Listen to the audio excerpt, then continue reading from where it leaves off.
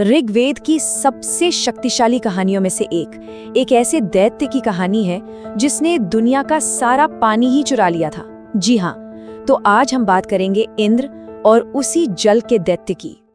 जरा सोचिए, क्या हो अगर कोई दैत्य सारी की सारी बारिश ही चुरा ले। सुनने में अजीब लगता है ना, पर यही सवाल इस पूरी कहानी की जड़ है और इसी से पता चलता है कि दांव पर क्या लगा था। तो कहानी की शुरुआत होती है एक ऐसी दुनिया से जो पूरी तरह से बंधक बन चुकी थी। चारों तरफ बस सूखा ही सूखा, नदियां जैसे थम सी गई थीं और धरती प्यास से तड़प रही थी।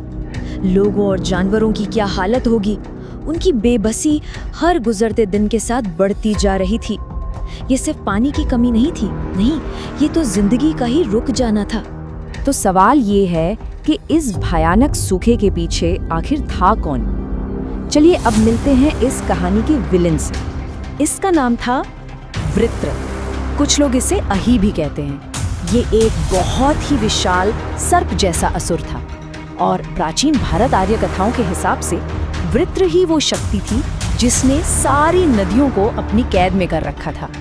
मतलब उसने पूरी दुनिया को ही अपना बंधक बना लिया था। लेकिन देखिए, वृत्र सिर्फ एक दैत्य नहीं था, वो एक सिंबल था, एक प्रतीक। किस चीज का?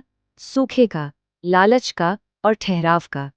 असल में वो हर उस चीज का प्रतीक था जो जिंदगी के फ्लो को, उसकी प्रगति को रोक देती है। लेकिन कहते हैं ना, जहाँ अंधेरा होता है वहीं उम्मीद की एक किरण भी होती है। तो अब एंट्री होती है कहानी के हीरो की, और वो नायक थे इंद्र। अब देखिए, इंद्र और वृत्र एक दूसरे से बिल्कुल उल्टे थे, मतलब एकदम ऑपोजिट।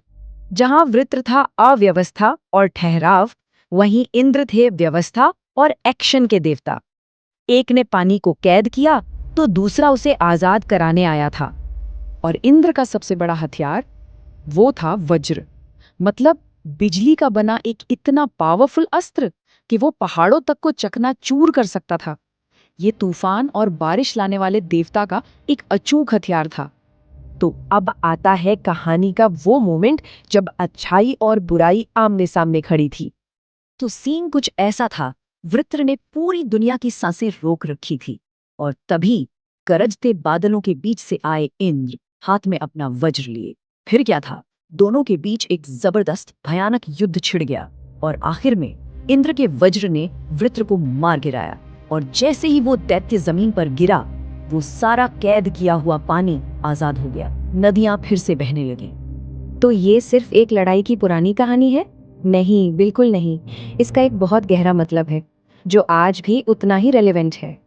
तो सबसे जरूरी बात क्या है, वो ये है कि ये कहानी अव्यवस्था पर व्यवस्था की जीत को दिखाती है, केओस पर ऑर्डर की जीत। ये सिर्फ एक लड़ाई नहीं थी, ये दुनिया में बैलेंस को, संतुलन को फिर से कायम करने का एक जरिया था। अगर इसके सिंबॉलिक मीनिंग को समझें तो कहानी और भी गहरी हो जाती है। वृत्र को मारना ये असल में किसी भी तरह की रुकावट को, किसी भी रेजिस्टेंस को तोड़ने जैसा है, और उस रुके हुए पानी को आजाद करना ये जिंदगी में फिर से फ्लो और एनर्जी लाने का प्रतीक है। तो कुल मिलाकर ये कहानी है लालच और ठहराव जैसी नेगेटिव फोर्सेस पर जीत पाने की। और आखिर में ये कहानी हमें एक बहुत ज़रूरी सवाल के साथ छोड़ जाती है। हमारी अपनी ज़िंदगी में वो कौन सी चीज़ें हैं जो वृत्र की तरह हमारी फ्लो को, हमारी तरक्की को रोक रही हैं? ये पौराणिक कथा हमें यही सवाल खुद से पूछने के लिए इंस्पायर करती है।